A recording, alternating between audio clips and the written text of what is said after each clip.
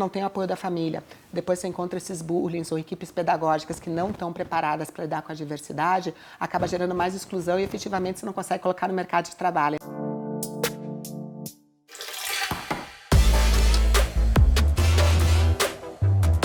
Tá começando mais um Papo Cabelo especial de verão.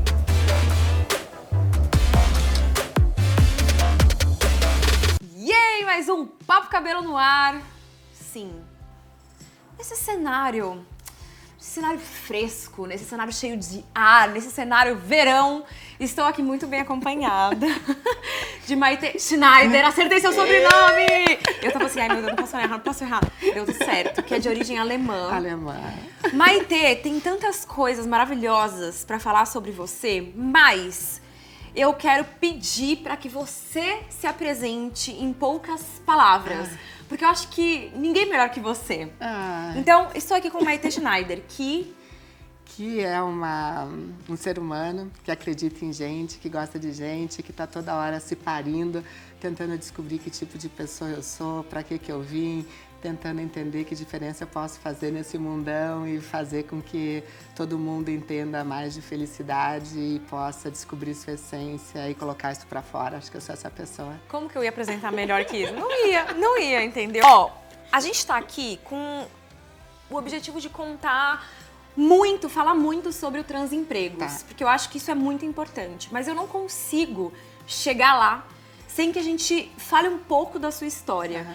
Você é uma mulher trans. Sim. Eu pesquisei um pouco sobre a sua vida. Eu sei que você passou por 14 cirurgias. Eu fiquei em loucura, choque, né? Não, em choque. As cirurgias que eu fiz foi... Imagina, né? Eu tava, na época, não tinha esse apoio do SUS. Eu fui tentar fazer sozinha a cirurgia em Curitiba. Comprei bisturi, comprei tudo. E falei, gente... Que? Você olha a cabeça. mesma Eu fazer? mesma tentando retirar o testículo na época. E falava, gente, não fica bem. Por Mas isso que eu falo, não façam, né, Sim. gente? Hoje tem todo um protocolo, ainda bem Sim. que a gente tem esse apoio. Mas pra ver como era cada cabeça na época, né? Uma situação de desespero que eu já tinha um laudo há mais de 15 anos, né? É muito impressionante, porque o teu pai foi a pessoa que tentou fazer com que você se espelhasse no seu irmão ali pra... Achando que ia sofrer menos. E ele foi um grande apoiador desse processo todo da sua vida. Ainda ou não? é, né? Ainda é, né? Meu pai é um cara que tinha que multiplicar e botar na Jura? casa de várias pessoas que eu conheço, legal. né? Os 2 casos primeiros que eu tive de relacionamento foram 2 casos de violência física. Uau. E um deles entrou meu pai. E foi uma das piores coisas da minha vida, porque meu pai nunca levantou a mão pra mim. Depois de 1 ano e meio, que eu não deu mais a relação, esse cara chegou e falou, não tem problema. Só que só termina quando eu falo que termina. E tive, enfim, né, descolamento de nariz, um monte de coisa. Eu me escondendo do meu pai, eu tava com óculos. E daí ele chegou e falou assim, Maite, tira o óculos. Eu falei, não, eu tô cansada. Não sei o que. Ele falou, tira o óculos. Daí eu tirei o óculos e ele falou, foi fulano, né? E eu falei, foi. Daí ele falou assim, olha, então você vai colocar uma roupa e a gente vai fazer uma denúncia. E foi uma das piores situações, porque você vê teu pai passando com delegados que não estão preparados para lidar com diversidade de todo tipo.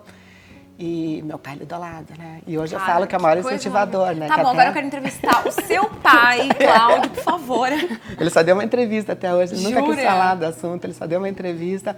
E Mas foi ele um deve ser um programa ser lindo, humano muito incrível, iluminado. né? Incrível. Bom, e aí então, dos Começou. 19 até quanto tempo você viveu essa transformação? Eu não sei se é uma transformação que Esse se encontro, chama. eu acho, né? Eu conto de esse encontro. Foi até os 30 quando eu tentei fazer essa cirurgia sozinha, porque eu já tinha todos os laudos, porque daí eu comecei a fazer o processo. Você tentou fazer cirurgia aos 30 anos? Aos 30 anos que eu tentei retirar o testículo, que eu comprei bisturi, fio de sutura, porque não era feita no Brasil. E como a gente era família classe média, não tinha condições de estar fora fazendo esse processo. Eu quero falar logo do Transempregos e eu não dá, porque eu quero saber de tudo. Nossa. Transempregos veio, mas tem um pouco a ver até, né? Esse início do transemprego tem muito a ver com essa... Primeiro, do lugar de privilégios que eu vim, né? De ser uma pessoa branca, né? Mesmo me descobrindo trans, mas eu sou branca, classe média, tive chance de estudar nos melhores colégios e tudo que uma família poderia dar em termos de curso, de proteção dentro dessa bolha. Então, quer dizer, eu tinha tudo para ser filha da tal meritocracia, né? Que as pessoas acreditam, né? Que meritocracia diz que a gente vale pelo que a gente veio conquistar, que não importa nossa condição social, nossa cor, credo, raça, nada. E eu acreditava muito nesse mito, porque da onde eu vim, quando você estudava, quando você tinha esse aporte, não dependia muito, né? Porque, por exemplo, eu sendo a Mariquinha, eu estudando, eu consegui ir bem até onde foi propícia, né? Só que daí já quando eu estava na faculdade de Direito, isso foi arrancado, porque eu fui procurar estágio e mesmo sendo boa aluna, eu não consegui estágio nenhum, eu tive que trancar a faculdade de Direito. E por isso que hoje eu batalho tanto para as pessoas terem o direito, porque é tão falha essa questão de meritocracia, ela é tão mentirosa e tão fake, que qualquer pessoa pode ter, né? Qualquer pessoa, mesmo seja branco, homem, cisgênero, que seja super privilegiado, de uma hora para outra pode acontecer um acidente e a partir desse dia ele perde os privilégios, ele se torna um PCD.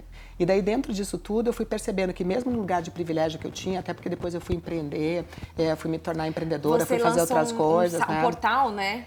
Um portal, né, tanto Transemprego, e também sou embaixadora da Rede da Mulher Empreendedora, que é a maior rede que tem de empreendedorismo feminino, né, no Brasil, que tem 550 mil mulheres, e eu sou, infelizmente, a única pessoa trans, né, a gente tem que multiplicar isso, a gente está para criar redes para estar fortalecendo isso.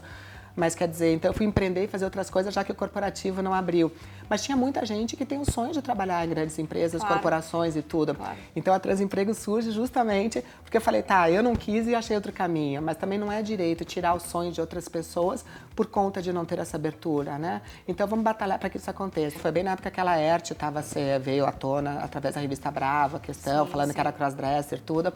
Então estava muito na moda isso, né, de discutir esse assunto. Eu falei, vamos aproveitar esse boom, já que estou em Curitiba, a gente funda a BRAT, que é a Associação Brasileira de Transgêneros, para discutir educação e dar aporte, porque uma das maiores carências que a gente encontrava, principalmente em públicos que são excluídos do processo societário, é a educação, né? Porque quando você não tem o apoio da família, depois você encontra esses bullying ou equipes pedagógicas que não estão preparadas para lidar com a diversidade, acaba gerando mais exclusão e efetivamente você não consegue colocar no mercado de trabalho. Então, é um ciclo que se a gente não quebra, cara, você não consegue fazer uma mudança real nesse paradigma. Uhum. Então, a gente começou a falar de educação e essas pessoas começaram a acreditar e começaram a estudar, começaram a se formar nas suas graduações, só que começaram a voltar, bater na porta e falar assim, não conseguiu e o emprego? Né? Então, a gente cria um braço dentro da BRAT, né, que é a Transemprego, que existe há 5 anos, e para trabalhar essa questão junto com as empresas e entender do porquê elas não contratavam, de fato, pessoas com competências, né? Para mim é tão difícil entender, porque eu imagino assim, é um ser humano, um ser humano com competências profissionais. Sim. O cara, qual que é a diferença? Eu não consigo entender qual é a diferença para uma empresa. Para a empresa, acho que a maior dificuldade as empresas não estão acostumadas a lidar com diferenças de qualquer tipo, né? Porque elas acham que, em primeiro lugar, olha, como a gente não conhece, né? Porque normalmente pessoas trans não estão na nossa família ou as nossas famílias as expulsaram dos seus seios, né? A gente não estudou com essas pessoas trans, né? Por conta desses lugares de escola que não são lugares preparados para lidar com diversidade, mesmo acreditando na diversidade como a maior igualdade que a gente tenha. Então, consequentemente, quando você não sabe como lidar e é novo, o primeiro passo é tipo, nossa, eu não quero lidar. Com medo até de tipo, olha, como é que eu vou lidar? As empresas hoje em dia justificam, mas como é que eu vou fazer com relação ao nome social? Nos documentos, aqui para fazer o e-mail corporativo. E a questão do banheiro? E se tiver pessoas evangélicas, como é que a gente gere essas diferenças? Eu falei, bom, conversando com as pessoas, né? Então, hoje em dia, na Transemprego, 40% das pessoas que estão lá, dos milhares de profissionais que estão, têm graduação, mestrado ou doutorado nas mais variadas áreas, né? E eles se assustaram porque eles falaram, nossa, mas então estudam? Então, nossa, tem gente com mestrado e doutorado e a gente está perdendo talento. Uma coisa muito importante é que, além de ter esse serviço para o trans, vocês tiveram a sensibilidade de entender que vocês precisavam educar a empresa. No começo, não. No começo, a gente só ia fazer match entre a oportunidade e as vagas com as pessoas que tinham o currículo lá dentro, né? Mas logo no começo a gente já viu que precisava essa educação, porque naturalmente as pessoas entravam, os profissionais entravam dentro da empresa e elas mesmas pediam para sair. Porque não tinha um ambiente organizacional preparado e pronto. Tudo que eles querem tirar de perguntas, mesmo que não tenha a ver com o corporativo, perguntem para mim. Para quando o profissional entra cá, ele vai trabalhar. Teve de alguma empresa procurar vocês? Procuram, hoje em dia todas procuram. Né? No começo a gente procurava, né? Que a gente começou a fazer parte do Fórum LGBT de Empresas, que é um fórum que tem empresas que têm 10 princípios que elas assinam e etc. E que elas têm que respeitar com relação à identidade, orientação, de como tratar todo mundo com humanidade. Daí dentro desse fórum a gente começou a divulgar, já tinham várias empresas participando e começar a participar. Hoje eu vou por dia em 6 empresas diferentes por dia. Caramba, conversar, eles procuram e tipo, muito bom, né? Quando a gente criou a Transemprego, não era um momento de alegria, até porque a gente estava trabalhando para algo que não deveria existir, né? Lutando contra algo ruim. E a gente botou uma meta, olha, em 15 anos a gente tem para acabar com a Transemprego, né? Tá faltando 10. Eu amei essa história. E a gente vai fazer uma Imagina, super você festa. Lança um projeto que ele vai ser bem sucedido quando ele acabar. Quando ele não precisar mais existir. Isso é muito incrível. Eu falo para as empresas que hoje o meu trabalho, mais do que colocar diversidade nos lugares, é humanizar espaços, né? Em épocas de inteligências artificiais, essas coisas todas, eu humanizo o espaço para que as pessoas não tenham medo de pessoas. A gente é um somatório de coisas, às vezes não tão boas quanto a gente queria, mas também não tão ruins quanto a gente imagina ser, entende? O que importa mesmo na vida não é as coisas que a gente passa, mas o que a gente passa com o que fazem da gente. Como que a gente passa esse processo todo. Hoje eu paro e falo assim, olha, eu tenho 5 minutos, então a gente vai conversar 5 minutos sobre isso, né? Então, para mim é importante falar, né? Não sempre, né? Então, numa balada que eu acabei de conhecer um cara e ele fala, nossa, você é a mulher da minha vida. Eu falei, acho que não, né? Mas vamos lá conversar. E daí é muito engraçado, né? Esses dias eu fui numa balada, tava rolando um clima super legal com a pessoa. E daí eu cheguei, como é que eu vou falar pra pessoa, né? E daí ele falou, nossa, que incrível, que não sei o quê. Daí eu falei assim, vamos pegar uns shotzinhos. Daí a gente pegou um shotzinho de bebida. Eu falei assim, então vamos fazer um jogo. Cada um conta uma verdade, assim, que ninguém saiba sobre o outro. E quem contar a mais fraquinha tem que beber os dois. Ah, tudo bem. Então ele contou você tudo. Já sabia falei, que a dele ia ser a mais fraquinha. Qual começa você? E dele contou, eu vi minha prima nua quando eu era criança, no buraco da fechadura. E eu falei assim, nossa, que incrível, né? Quantos anos você tinha? Ele falou 7. Eu falei, nossa, que radical, né?